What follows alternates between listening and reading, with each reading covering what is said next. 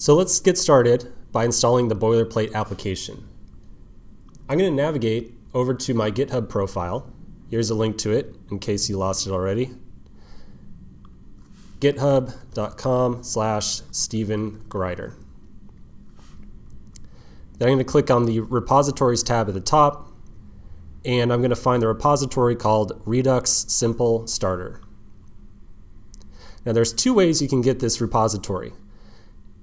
If you're familiar with GitHub, if you're familiar with Git in general, you can go ahead and copy this link right here and use git clone to get the entire repository.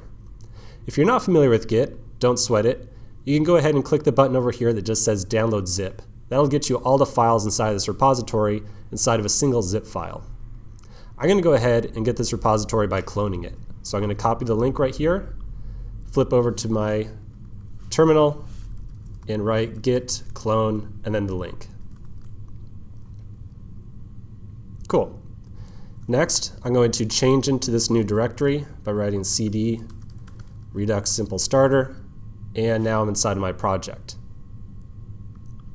This project has a bunch of dependencies that it relies upon. It's not just a bunch of raw JavaScript files. It has a lot of tooling underneath it that we need to install before we could actually run the project. To run the project, we're going to use Node Package Manager. So we'll write npm install, and that's it.